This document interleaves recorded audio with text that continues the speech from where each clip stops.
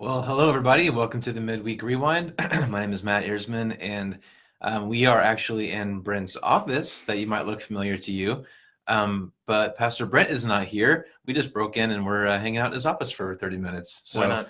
So as many of you know, Brent is in Burundi with our mission team, and he'll be back in a couple weeks. But we still wanted to do this and have a chance to answer any questions you might have and talk about some really cool things. So joined by my friend Nasser. Hello. If you were with us this past Sunday, he's gave the sermon, and many of you have heard him speak a couple other times.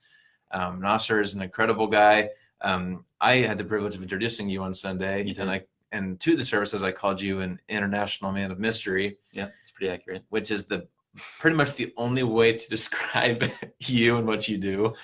Yeah, it's a little weird. You basically are Jason Bourne. You are that kind of man, and so except I don't kill anyone. Right. I don't carry a gun. You're like Christian Jason Bourne. There you go. So nonviolent. yes. Peacemaking Jason Bourne. if Jason Bourne was Mennonite Brethren, yes, he would look like this. An Arab. Yeah. So Nasser, we're really grateful to have you with us. Thank you for being here. Oh, it's my pleasure. So we were just talking. A lot of people here know you, but a lot of people don't. So you have a crazy story. Like every element of your life is crazy. Yes. So if people don't know you, tell us where you're from, some of the crazy things that have happened to you, how you became a Christian, whatever you're interested in sharing. Yeah, my whole life is just this long, crazy story. And it's a lot longer than people would guess. I mean, I'm in my 40s. I've been married 25 years. We have a granddaughter, 2 daughters, and a son-in-law. So yeah, there's a lot. The short version of how I came to Christ. So my dad and his family originally from Saudi Arabia, so that's where I grew up, raised as a devout Sunni Muslim, and was just like very, very radical, like death to America, death to Israel kind of guy. And by the time I was 12 years old, I thought, the best thing, like my aspiration, other people want to become astronauts or doctors. I want to join the Taliban and be a jihadist. Like that would be the most amazing thing for me. And so God, through a long story, worked it out so that during the first Gulf War, we got stranded in the United States. Then I was here in the US and kind of thought I could serve God here by being a Muslim missionary. And so I'm going through finishing up junior high and going through high school, trying to share Islam with people and convert people to Islam. Had a little bit of success with that. Got married to a wonderful Christian woman that my intention was to force feed her Islam and convert her. Instead, she prayed for me and mobilized literally tens of thousands of people to pray for me. If you knew my wife, that would make perfect sense. That's exactly what Daisy would do. And mobilize tens of thousands of people to pray for me and pray that God would reveal himself to me in the person of Christ Jesus, which is after 2 years of prayer is exactly what he did. Had a vision of Jesus crucified, and I gave my life to him. That was August of 1996. So just a little over 23 years ago.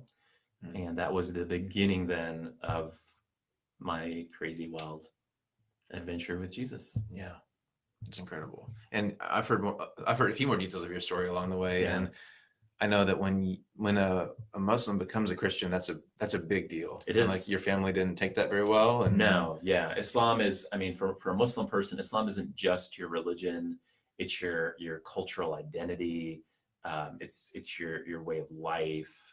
Identity is the biggest way to say it. It's like everything, all of who you are is wrapped up in Islam. And, in Eastern cultures, we, group identity outweighs individual identity. And so, the groups that you belong to, the family that you belong to, like that's also part of your identity. And so to leave Islam, by definition, then means you're turning your back. You're trying to cut yourself away from your family, from your culture, from your national identity, all of those things.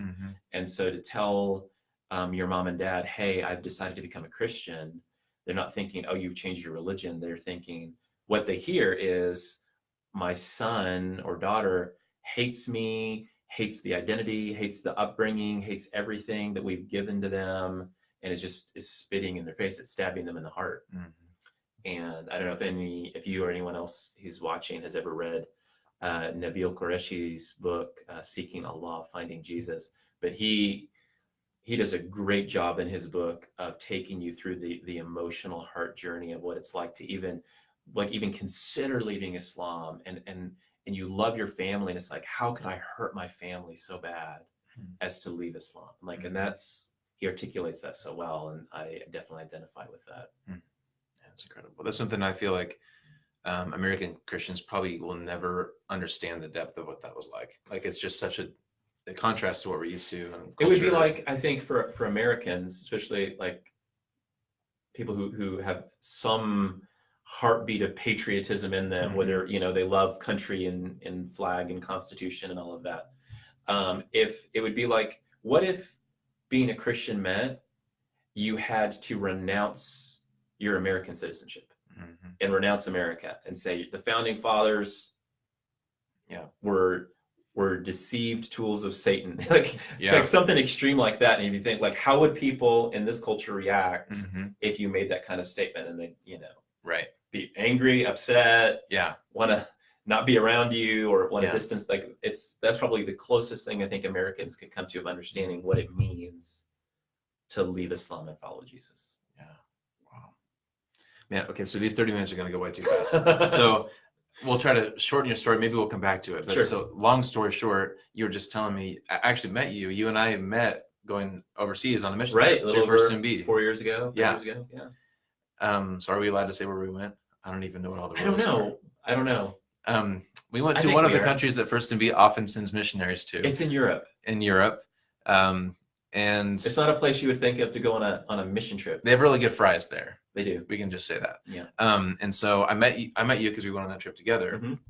And I didn't really know the extent of your story, but so before that trip, you told me you worked at Cargill, kind of pretty high up there. You were getting your master's, kind of American dream, basically. Right. Yeah. It's great. But then you go on this trip with this church that you really don't know. No, I was a member of this church. I'd spoken here maybe twice. Yeah. Not on a preaching, but just like in Sunday school classes and coffee breaks, whatever. Yeah.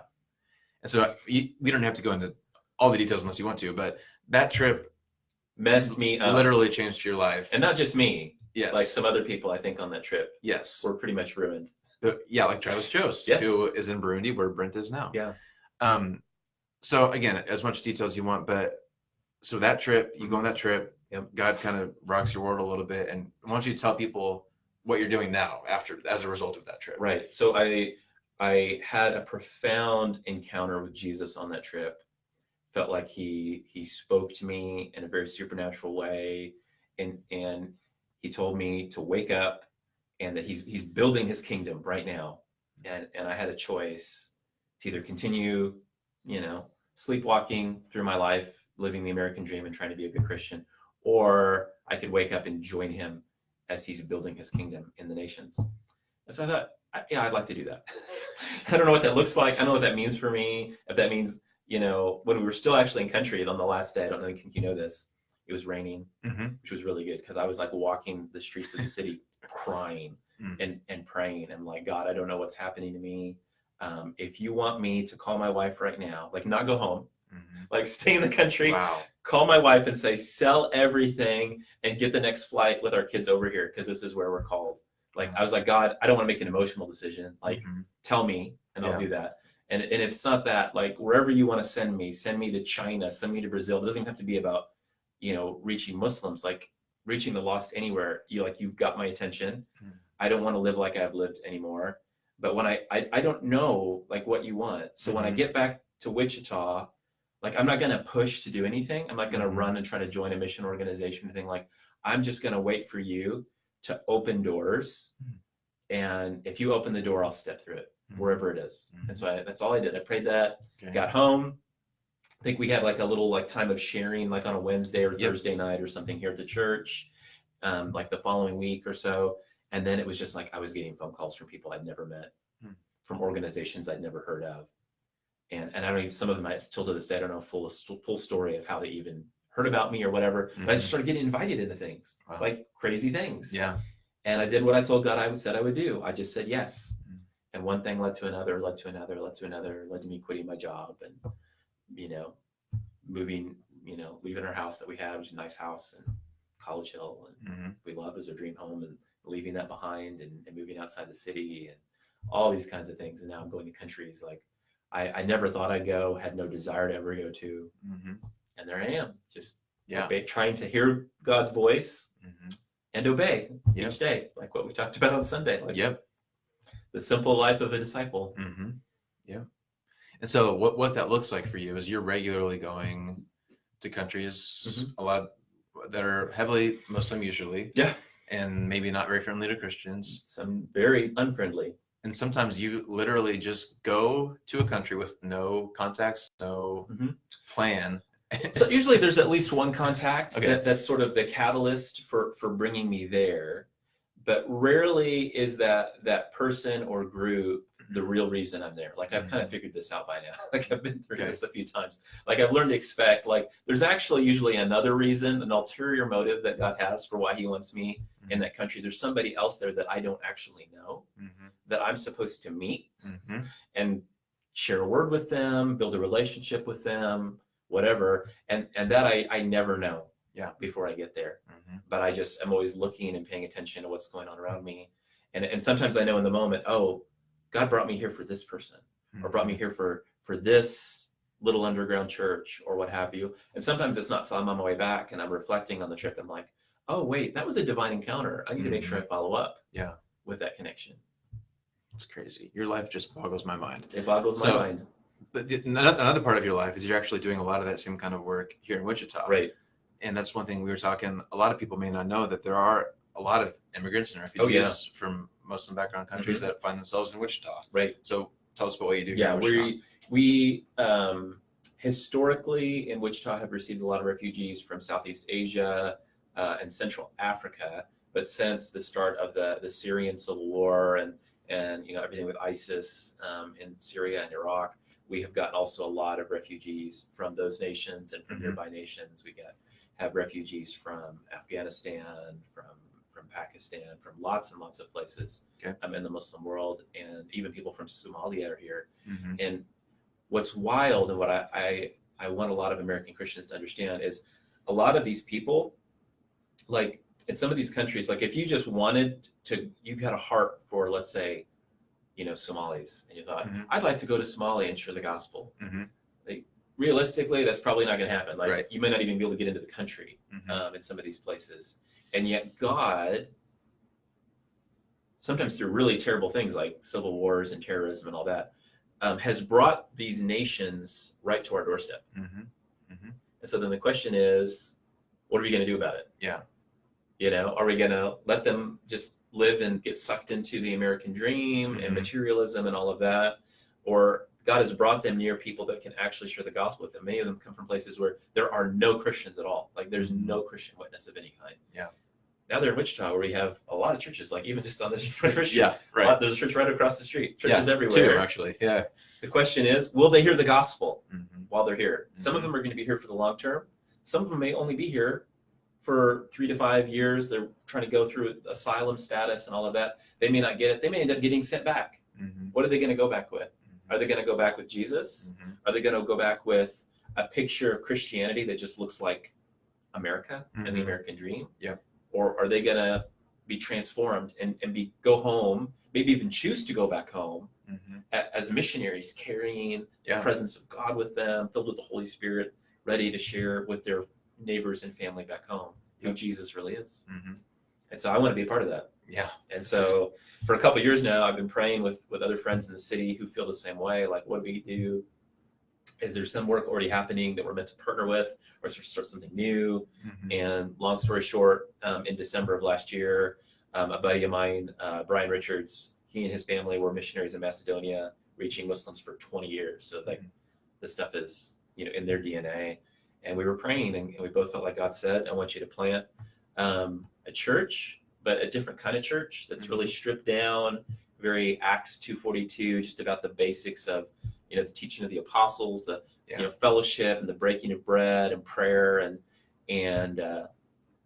very similar to what most people would say, like a house church type of deal. Yeah. It doesn't have to be in a house; it can be in a building. But really, a place for believers to gather, celebrate who Jesus is, and have an environment that's very welcoming to outsiders, very welcoming specifically to people from an Eastern cultural background, very family oriented. We share a meal, like a full meal together every week, and take communion together. We can explain every week what these things mean and how these things are symbols that point to who Jesus is and what he's done for us. Yeah. And yeah, it's been a fun adventure. It's really cool. Okay, I've got a bunch of questions here. Before that, I want to just remind people watching, if you have any questions for Nasser, this is your chance. This is your chance. So just you can type ask them in. anything. Yeah, ask anything. Just type it in directly in this video, or you can send First via message, and I'm keeping tabs over here. So if you have any questions about your sermon from Sunday or about Arab world Muslim stuff, this is a great chance. We hear crazy stories from the Middle East. Yes, you won't get a chance like this very often. So let us know if you have questions.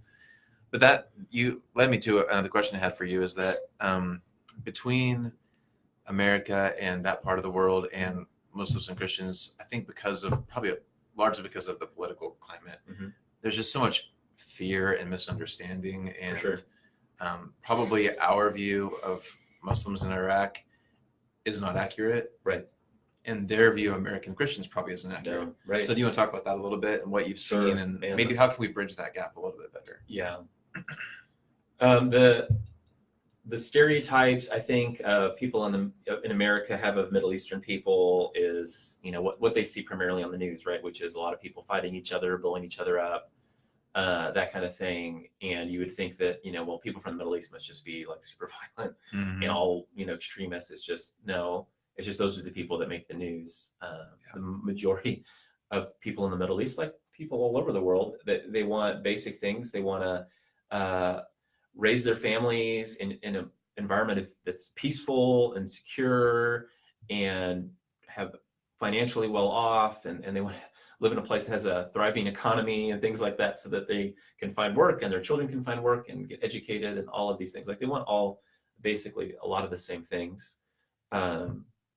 And Middle Eastern people thinking of Americans tend to think Americans are all millionaires and drive expensive cars and all own 25 guns and a tank probably in their backyard, and, right. all these types of other stereotypes.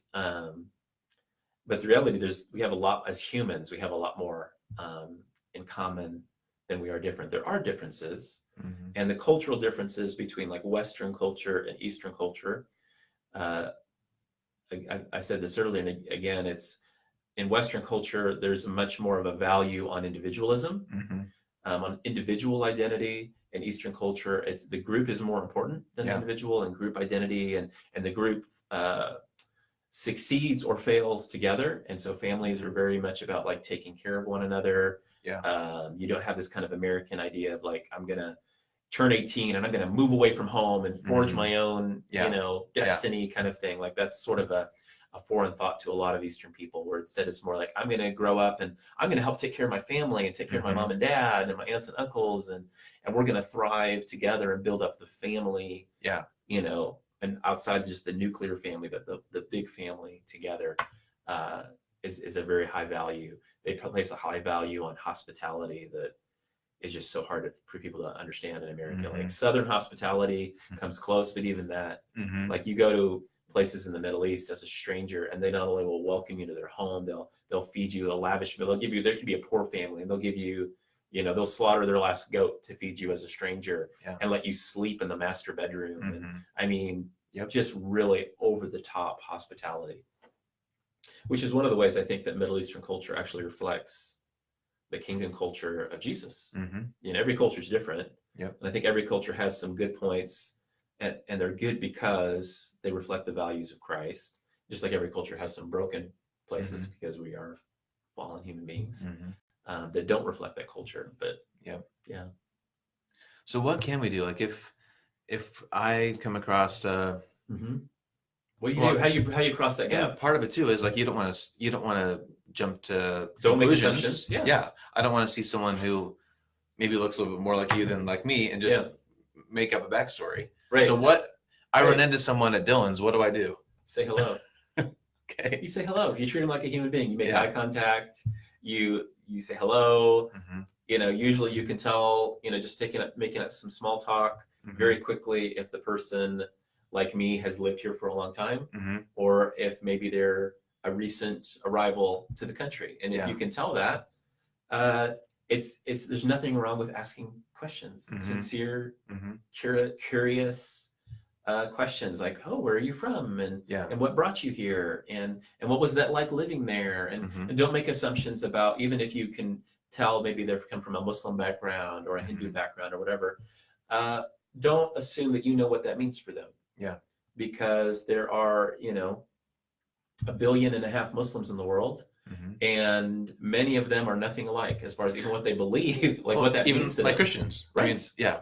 Yeah, they may be nominal, they may be devout, and what Mm-hmm. devout looks like among one Muslim people group might be very different from another. Yeah. And so rather than presume and try to read up and try to study all this stuff and become an expert, Mm-hmm. And then have all your stuff blown out of the water when you meet a real person, Right. Just ask them questions. What does Yeah. it mean for you to be a Muslim? Mm-hmm. Offer to take them out to dinner, invite them into your home for dinner. Mm-hmm. Don't be surprised if they invite you to their home. That's a big deal. If they do, Yeah. take them up on that. That's Mm-hmm. an honor. Yeah. And just get to know them as human beings, Mm-hmm. and ask them, learn about who they actually are and what they believe Mm-hmm. by asking them questions. Yeah. And who knows, they might ask you questions about who you are and what Mm-hmm. Americans are really like. Right. And, oh, you're a Christian. What does that mean? That you're promiscuous and you like to drink a lot of alcohol and, Yeah. go gambling, whatever, because a lot of That's what they're people in other parts of Christianity is about freedom, because you guys have this weird thing Mm-hmm. called grace Mm-hmm. to do whatever you want. Yeah. And that must be then why you become a Christian. Yeah. It's so that you can do whatever you want Right. and be forgiven. Yep. Wow. Yeah. But they're not going to ask you that up front, Right. because they'd be embarrassed. Right. But That's they a might question. assume that. But maybe Right. they'll start to ask you as they see your life and you Mhm. invite them into your life. Mhm. Like, you don't live the kind of life that I assume Christians live. Right. Why is that? Yeah. Are you really a Christian, or are you something else? Yeah. Like, great spiritual conversations come from that. Yep. Building relationships. Yep. That's great. So one thing I think a lot of American Christians we're not as educated about Islam as maybe they probably know more about Christianity than we know about Islam. Maybe. They might So- think they do. Okay. So what are some, like, if we want just some basic things that Americans should know about Islam? Sure. What should we? Real basic things. In many Muslim cultures, there's a pretty a strong divide between the genders, Mhm. in relationships and in the fellowship. So, men hang out with men, women hang out with women. Yeah. Even if you hang out as couples in the Middle East, if a couple arrives at another couple's home, Mhm. the wife will go and sit in, like, the women's Okay. living room, and they'll Yeah. hang out and have tea and talk there. And then Okay. the men will go into the men's living room and hang out. Yeah. That's on the extreme side. In other parts of the Muslim world, it may be a little bit more relaxed. Mhm. But the takeaway there is, let your Middle Eastern friend sort of set where the boundaries are. Okay. Don't decide where the boundaries are, but let Yep. them set the boundaries. Mhm. So if you're a man and it's a woman, Mhm. like, don't assume that you can just talk to her like an American woman. Like, Yeah. try to figure out where her personal space is and Yep. don't invade it. Keep your focus on the guy and reaching Mhm. out to the guy. If you're married, then it's helpful, like, your wife can kind of take the initiative Mhm. in talking to ladies, and you can focus on guys. So that's a helpful thing. But you'll be surprised, sometimes people, they come here and they don't have that they're not in that culture anymore. Mhm. Maybe they never really resonated with that, and so now they don't care. Yeah. And a guy is perfectly happy to talk to an American woman, and it's not weird for him. And a woman might be totally fine talking to an American man. But again, let them show you where those boundaries are. Don't Mhm. decide. Yep. And kind of be careful there.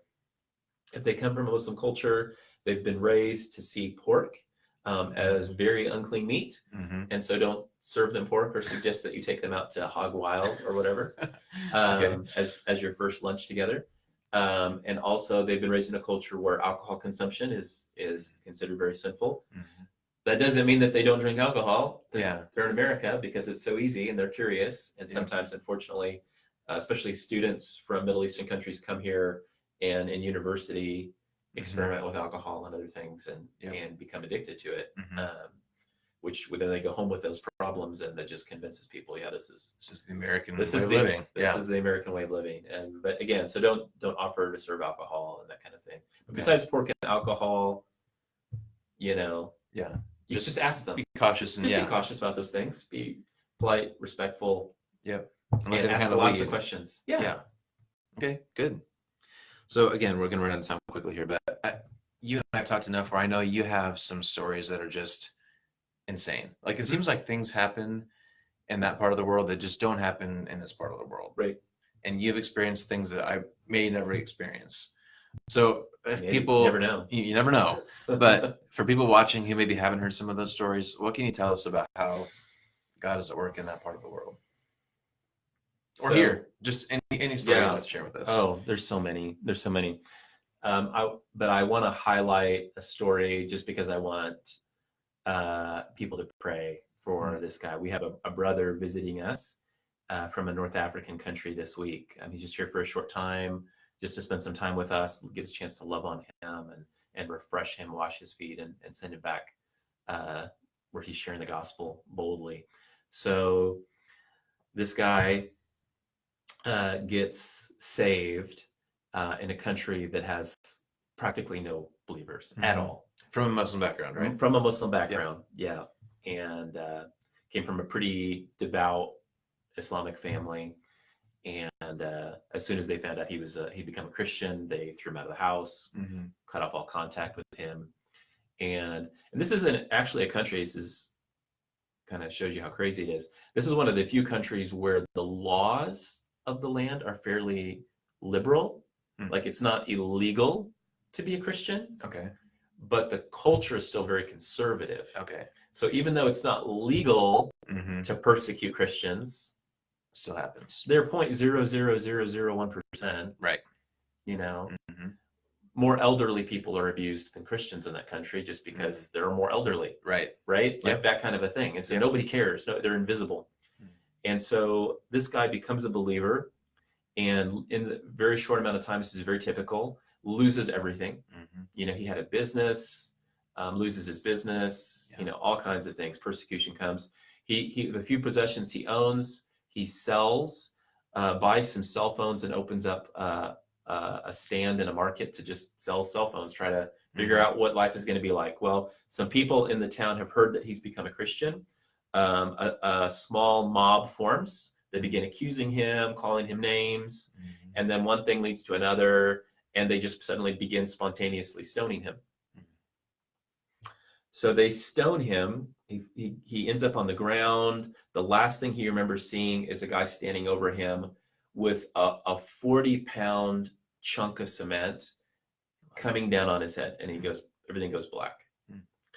He wakes up in a hospital, and the doctors are like, "We don't understand why you're alive. When they brought you to us, we were sure you were dead. The injuries that you sustained to your head looked so serious. Like even if you lived, you should have brain damage. But now all we can see are just some superficial wounds to the skin on your forehead. Your skull's not broken. Even the muscles aren't cut. Like we have no explanation for this. Wow. Well, you know that you should be way more injured, and you really should be dead." And he knew like God had healed him. Wow. And so he left the hospital, went back, you know, of course, all his stuff was stolen, his cell phones. Now he has absolutely nothing. Wow. And is homeless. Right. And, you know, a rational person would probably learn their lesson and like move to another city, go underground, stop talking about Jesus. He gets into trouble again. He's still like looking for a place to stay, knows no other Christians. He's preaching Jesus to people in the streets and in the marketplaces. Has multiple then attempts on his life. He gets jumped by a bunch of radical guys that were waiting for him outside his apartment. Wow. They break his arm, but he manages to get away supernaturally. Another time he was walking down the street and there was an assassination attempt on him because somebody put on the internet his face and like there's a blood price on this guy's head because he's a Christian. Like anybody who finds him, kill him. He got stabbed by a guy driving by on a motorcycle that was trying to I think take his head off, but instead stabbed him. And he finally some foreign Christians Mm-hmm. find him. There's actually a guy from America finds him and tries to help him out. They try to move him to another city. And again, a rational person would just like stay low, like just read the Bible in private, have your private faith, whatever. Yeah. He can't help it. Like I asked him, like, why do you keep doing this? Mm-hmm.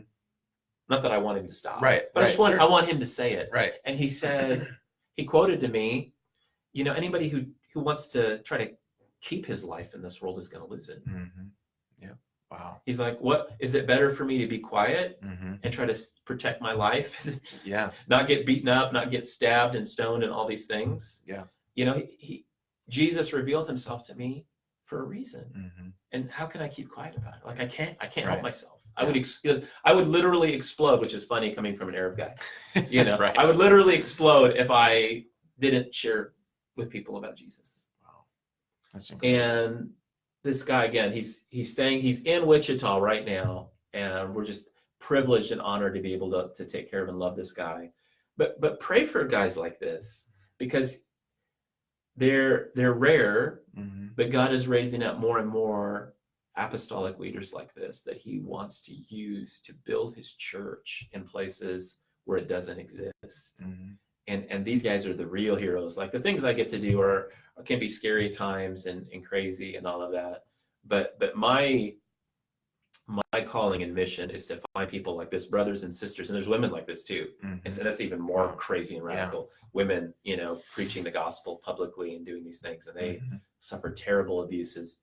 But to find these people and just Mm-hmm. serve them, Yeah. and wash their feet and just cheer them on and say, please, brother, sister, keep going. Don't listen to Yeah. anyone who's telling you play it safe, be cool, Mm-hmm. like, Right. keep your head down. But like, no, if God's telling you to do it, you do it. Mm-hmm. Whatever happens, trust God. Yeah. And you inspire me. Mm-hmm. And inspire me to keep going. And I want to capture so many of these stories, and, if God will work it out some way that we can, in a safe way, Mm-hmm. share and tell stories like this especially at the Western Church. Yeah. That this stuff is happening. It's like the book of Acts all over again. Mm-hmm. And we need to pray for the fire that God has put in these people. Yeah. Not to be extinguished by the enemy, not to be extinguished even by well-meaning people in the church. Right. Who want to, out of love for these people and concern for them, want to like quench them a little bit. Mm-hmm. Right. Yep. But yeah, it's amazing. It's crazy. I know you see stuff like that. That's maybe an extreme example, but you see miracles regularly. Oh yeah. And visions and dreams. People being healed, crazy stuff. Yeah. I've seen blind people, their sight restored. I mean, people that were crippled walking again. I saw a guy who had some kind of genetic defect and had lost all of his teeth at a really young age, became a believer, and the church prayed for him, and he spontaneously grew brand new teeth. It's like, I'm not making this up, like crazy stuff. Man. All the gifts of the Spirit that Paul talks about to the Corinthian church, all those manifestational things of God's presence. Mm-hmm. I've seen all of that happening right in front of me. Wow. In these places where the church is literally the cutting edge of where the kingdom of God is breaking into the kingdom of darkness. Wow. And I want to encourage you to like keep telling those stories. Yeah. Because like I think for a lot of people, it doesn't even seem real. It doesn't seem possible that stuff is happening. And if I didn't know you, I think you're crazy. Yeah. But I know you. Right. You're not making this stuff up. Like and so it's important. There's been times when these things are happening, and if it wasn't horribly inappropriate and shameful, I would have pulled out my cell phone and like recorded. So I'm just like, is this really happening right in front of me right now? Right. And I want to like just prove to people like nobody's gonna believe that just happened. Right. It's crazy. But it did. It's awesome. Yeah. Okay. Well, I want to honor your time. We're already over here, but as we kind of get ready to close here, share what's next for you, and do you have like can we stay in touch with you somehow? Like how can we? Sure. How can we be praying for you? the best way for us to stay connected with the work that you're doing. So we partner with a lot of organizations, but two of our chief partners in the nations and nationally, one of them, of course, is Multiply, which is the formerly MB Mission. And then locally, we raise support through Disciple Nations, which you can find more about at disciplenations.net. We're on the missionaries page. So you can feel free to email me anytime at Nasser, NASSER, at disciplenations.net. Stay in touch. If you want to, sign up, we have a quarterly newsletter that we send out, just kind of updating people, things that we can share, what we're doing in the nations and things that are coming up so that people can pray for us or help support some of these efforts. And people are welcome to do that. Cool. Or get in touch with First MB. They know how to get a hold of me. Yes. So, sometimes. Yeah. When you're not doing Jason Bourne stuff. Yeah, sure. So awesome. Well, Nasser, thank you for doing this. Thanks for speaking on Sunday. And please keep coming back here and keep speaking to us. And I know I speak for like the staff and for us when it's just like, how did we get so lucky to be a part of what you're doing? Like, it's just so cool. So thank you. I feel like the one that's blessed. Awesome. For sure. Cool. Well, before we wrap up, I wanted to take a minute just to pray for you. Thank you. Is that okay? I would love to. So let's wrap up in prayer here. Yeah.